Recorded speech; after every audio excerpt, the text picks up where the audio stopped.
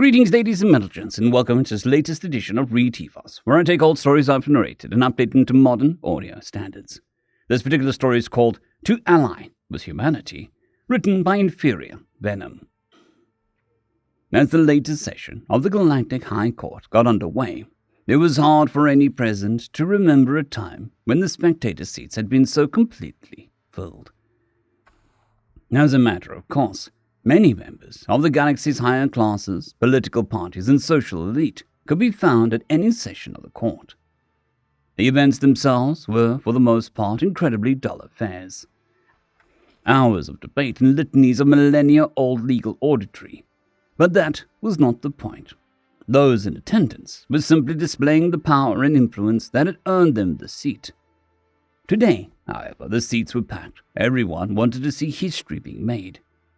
Across the galaxy, uncountable billions gathered around broadcasts of the event, as the Feck and humanity were brought before the Rancurian court for crimes against the galaxy. Councillor Glendrak squirmed uncomfortably in his seat, all too aware of the multitude of stares raining down on him and his delegation. He knew why they were here. They were waiting for the sentencing. The figurative blood of his species to be shed in this political gladiator ring. He glanced around and saw that the rest of them were likewise discomfited. Then his gaze fell upon Representative Coleman, who was looking up at the expectant faces of the crowd with a strange expression. At first, Glendrak assumed it was fear or apprehension, and attributed the strangeness of it to his own lack and familiarity with the human expressions. Then he saw Coleman's face break out into his species' all too recognizable expression of amusement. A smile. "What could you possibly find so funny?" he hissed under his breath. Coleman's grin widened, and he leaned in close to respond. "Sorry, it's just that, coming out here, we thought we were leaving everything familiar behind. But this reminds me of home." He gestured to the waiting audience. "This all show to them. Well, let's give them one." Before Glendrak could ponder more on the human's bizarrely cavalier mood, the courtroom, which up until that moment had been abuzz with conversation, fell deathly silent. The high speakers of the galaxy solemnly strode in through the grand doorways, their billowing ceremonial garb only adding to the sense of majesty and authority they exuded as they made their way to the seats high at the front of the court. Behind the 5 Rucarians came a dozen lesser functionaries, holding a variety of data slates and records. Lastly came the leading representatives of the Rucarians' most powerful vassal races, the mighty Krokar, the ingenious Zendala, and the prolific insectoid Cricket, who took their own much plainer seats below those of the Rucarians. As the last of the party settled into their seats, the Rucarian prosecutor climbed to his feet and took the stage in the center of the room. "Honored speakers," he began, bowing low to each of the 5 respected guests. He gave a short bow to the Rucarians, eagerly watching from the spectator's seat. "And other representatives, we are gathered here today to pass judgment upon the vassal race of the Feck.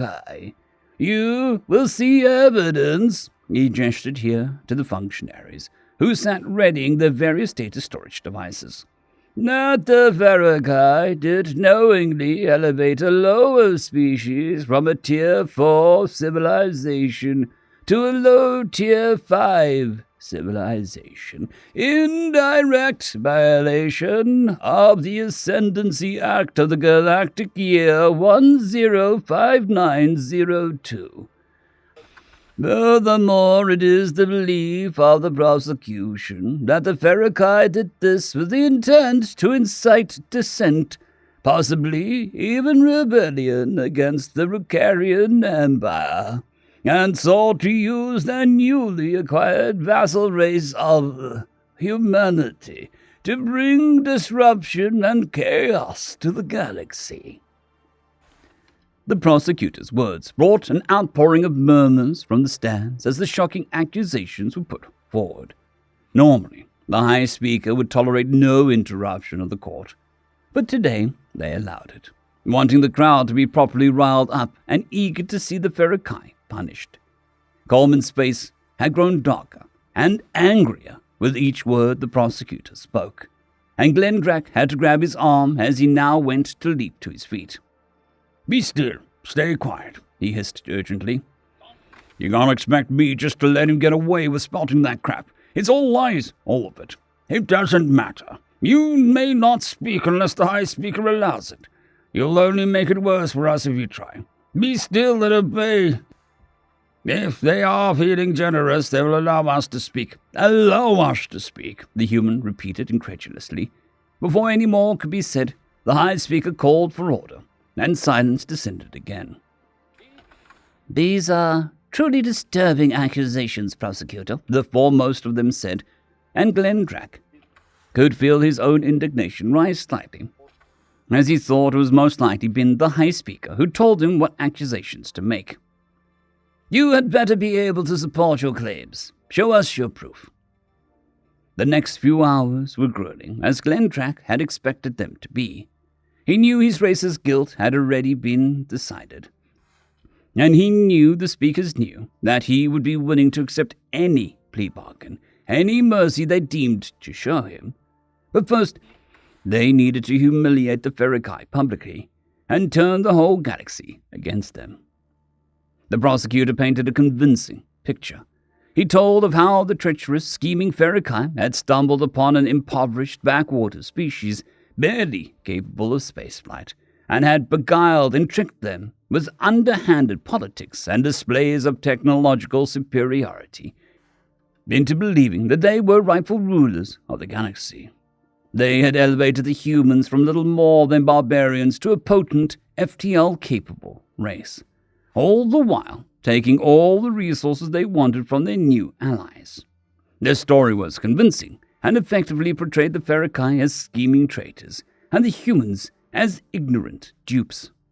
Eventually, as the prosecutor explained it, the only reason the vile Ferokai could have for manipulating the humans as they had was to instigate an uprising that would shake the peaceful lives of all those present, as well as the whole galaxy. There was, of course, much more to the true story. The Ferokai had stumbled upon the humans in the galactic backwater, but they had been much more capable than the Rukarians were letting on. They had colonized a majority of their home system and had begun to make inroads into building an interstellar civilization, but were hampered by the lack of efficient FTL technology.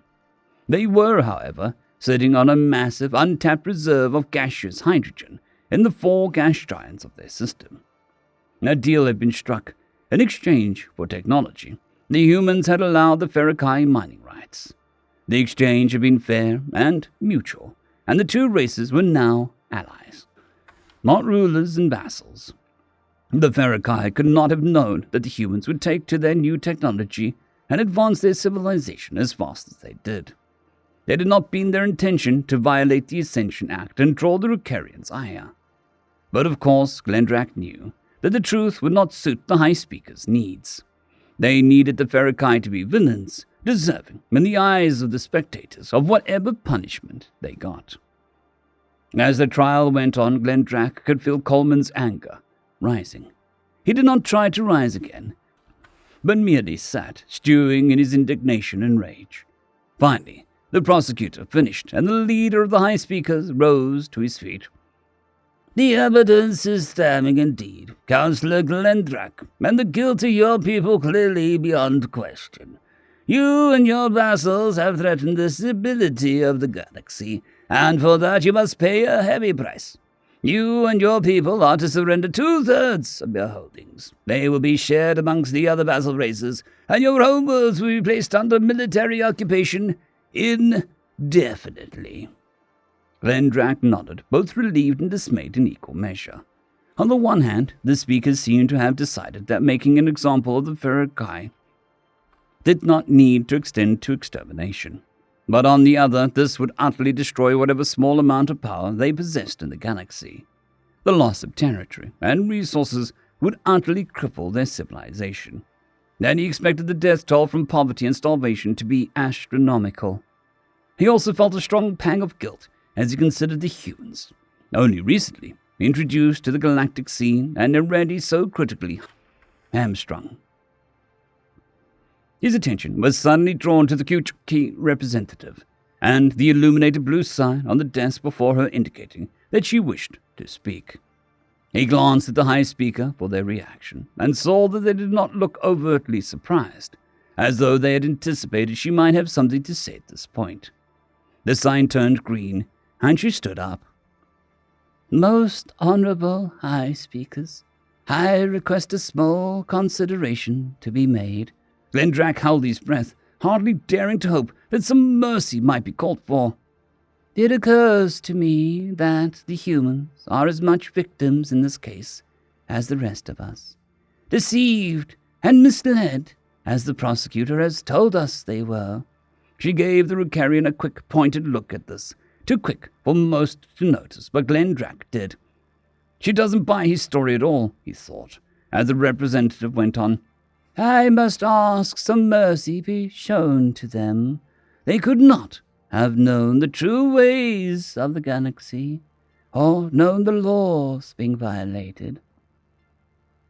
"Ignorance of the laws is not an excuse," one of the speakers said. "But we agree, the humans were misled. Perhaps under proper guidance, they could become valued members of the galactic community. Representative Coleman, please stand." Glendrak sank back in his chair. It had been too much to hope for mercy, he supposed. At least this way, the humans would be spared. He looked to Coleman and saw that the furious expression he'd worn was gone, replaced by a face as unreadable as stone. "Human, we offer you this one chance for leniency. Testify against the Feck. Admit that it was they who deluded you and took advantage of your ignorance to galactic law. And above all, swear the allegiance of your race to the Ricarian Empire. And not only will you escape punishment, but you will be granted first choice of the Feck's former holdings, and will be granted wealth and resources to expand further than you ever could under them." Coleman said nothing for a long moment, and Glendrak felt worry begin to gnaw at his insides. What could be taking Coleman so long to consider? It was the best offer he was likely to get. Better than even he could have imagined them getting. Finally, Coleman spoke, his gaze never faltering from those of the speaker. "As appealing as your offer may be, high speakers," Glendrak was stunned at how much venom the human could put into such a revered title. "My humanity will have to decline. Our allegiance is sworn to the Feck, who aided us when we were in great need. Now we will honor our debt and stand by them. We will defend them from you, and destroy any that try to take so much as a moon from them." Silence hung over the shocked court for several seconds, as the enormity of the human's insolence sunk in. Then the entire cavernous room erupted into chaos. Spectators hurled insults down at the human, calling him insane, a fool, a dupe of the Feck. Glendrak himself was trying to be heard, yelling at the human to apologize and take the speaker's generous offer. "Order! We will have order!" the speakers roared, activating several crowd-controlled drones to deal with some of the more vocal spectators. When quiet finally returned to the courtroom, they noticed that the Zendalar representative had illuminated their request to speak. Grudgingly, they approved the request.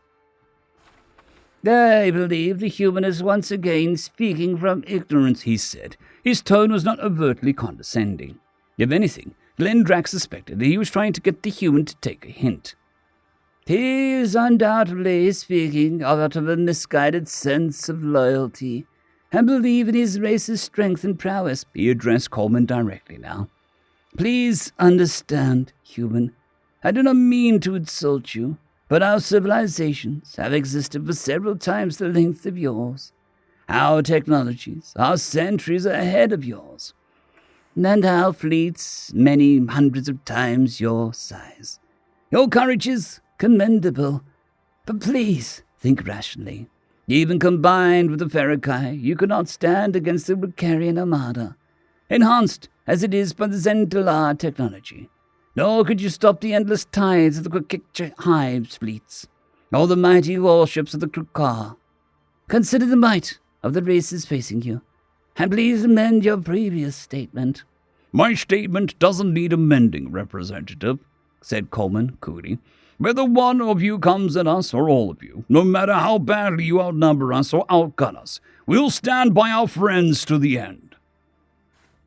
You value your allegiance, your honor that much? The Krokar representative asked, so astonished he forgot to ask for permission, and was quickly silenced by the speakers. Yes, we do, said Coleman. Humanity will never sell its soul to the likes of you, speakers, selling out our allies just to linger on as vassals to corrupt tyrants. You can take your offer and... That was all those viewing in the broadcast and the trial saw before the feed was cut. Drones flew down to apprehend the human and Ferokai representatives as the Ricarian crowd screamed for their execution. The high speakers, ignoring the attempts of the vassal representatives to be heard, ordered the offenders to be locked up and announced the order to eradicate both races, starting with the humans' homeworld. Over the following weeks, the galaxy could talk of nothing else but the trial, despite the Ricarians' attempts to silence it. What had been meant to paint the two races as despicable villains had backfired immensely. As much as they were condemned within Ricarian space, beyond it, whispers spread of a different nature. All had seen the determination with which the human had faced down damnation, the honor he had displayed by refusing to turn on his ally, and the ease with which he had defied the supposedly absolute authority of the high speakers. Numerous attempts were made, primarily by other sympathetic vassal races, to ask the humans to reconsider their stance, to say that the human representative had only voiced his own mind and did not speak for the entire species. But by then word had spread of the representative's incarceration and of the ordered extermination of both humans and the Ferokai. The humans responded that while he might not have spoken for the entire species, he certainly spoke for the majority. Humanity would stand by the Ferokai against the coming attack. There was no doubt in anyone's mind, of course, that the humans stood no chance of survival. But their continued resolve only increased the galaxy's respect for them. The Ricarians could sense the mood of the galaxy turning, and knew they had to stamp out the source of this disruption as fast as possible. To that end, they commanded the dispatch of the Kroko's mightiest war fleet, with orders to eradicate all life from the human-controlled worlds. Surprisingly, the Krokor were reluctant to comply. They argued heavily for reconsideration, for further attempts at peaceful resolution, for leniency. Their reluctance was unprecedented. The warrior race of the Krokor had long been the Ricarians' hammer, their weapon of choice for crushing any and all rebellion and dissent. However, many, including the Ricarians, had forgotten that while their ancient culture had been one of war, it had not been of mindless bloodshed. Above all else, the Krokar valued honor, and the humans had awakened something in them that had been all but stamped out by the oppressive Ricarians. Eventually, however, a direct order from the Ricarian Emperor himself was given, and not even the Krokar would refuse it. Reluctantly, the immense warships of the Krokar fleet departed their harbors and jumped towards the humans' home system. Reports had indicated that the humans had been gathering the entirety of their fleet, and a sizable support fleet from the Ferokai to defend against attack. But all accounts indicated that it would not be enough, not even close. The meekest of the Krokar escort craft matched the mightiest human flagship, and a Krokar battlecruiser had enough firepower to match an entire fleet. So it was a surprise to the entire galaxy when, shortly after their arrival, contact was lost one ship after another, only garbled transmissions of heavy fire before the entire fleet fell silent. The idea that the Krokar had been defeated was inconceivable. Their ships had been unmatched for over 1,000 years, yet somehow the humans appeared to have done it. Now fear began to grip the heart of the Ricarian High Command, not just of the apparent might of humanity, but of the possible toppling of their carefully crafted authority. If the Ricarians' most powerful vassals could be defeated so easily, perhaps the Ricarians themselves could be. More than ever, the source of this descent had to be eradicated. Now they turned to the hives of the Quick, ordering them to unleash their uncountable hordes of drones to swarm across the human system, drowning them in the weight of numbers alone.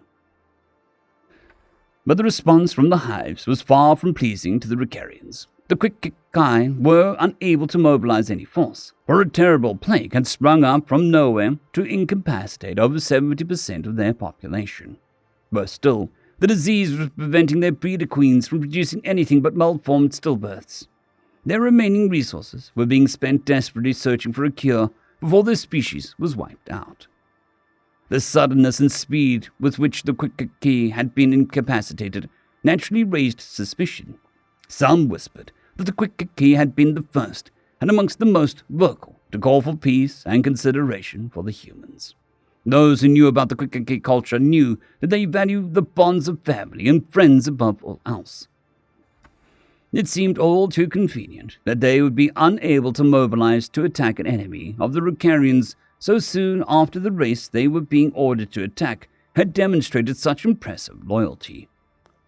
In response, a ship full of diseased workers and disfigured premature infants was sent from the hives as proof.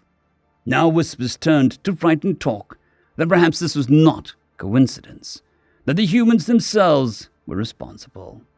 Defeating the Crowcore was one thing, but this new feat spoke of a cunning the galaxy had not been prepared for. If their capacity for biowarfare was great enough to cripple the Quick in one blow, what was to stop the humans from doing the same to any other race that had wronged them? The Ricarians had had enough. Marshalling their own fleets, they sent word to their last great vassal race, the Zendalar, with orders to support them. Many expected the Zendalar to refuse, or at least resist. It was rumored that they admired the determination of humanity, as it reflected that which they themselves had shown in the early years of their civilization. The determination that had driven them to invent and advance and become the primary technological innovators of the galaxy. But instead, they answered the Ricarians' call. They provided logistics and technical support to their ships, upgrading their systems to the cutting edge of galactic software. Thus prepared, the Ricarian fleet jumped to the human home system.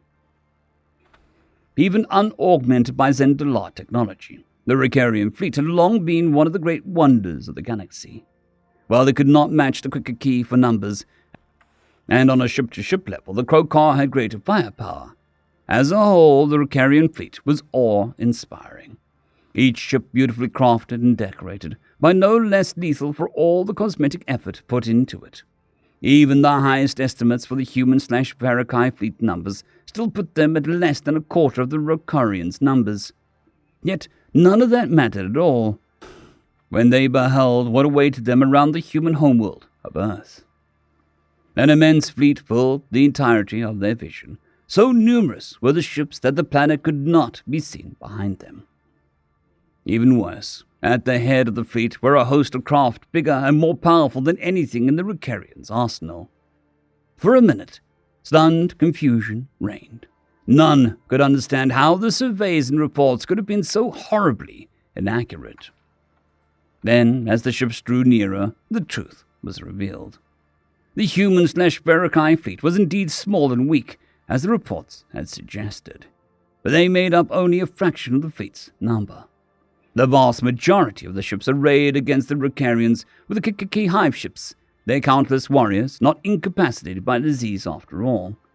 Meanwhile, the large, deadly lead ships of the fleet were revealed to be the all-too-familiar warships of the Crowcore, not destroyed at all, but fully armed and ready for battle. The Ricarians had a brief moment to take in the enormity of this revelation before every single system on board every single one of their ships simultaneously began to shut down or otherwise malfunction. Or rather, every system the Zendalar had upgraded. On board the flagship, the fleet admiral watched in dismay as the might of his race's greatest fleet was first trivialized, then stripped away.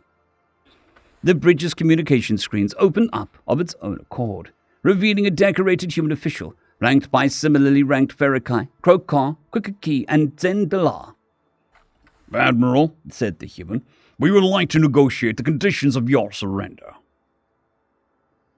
End of story. I would like to thank our T5 members and patrons, Casper Arnholtz, John Creighton, Vidmori, 050, Dragzoon WRE, and Elijah Silvercross. Thank you very much.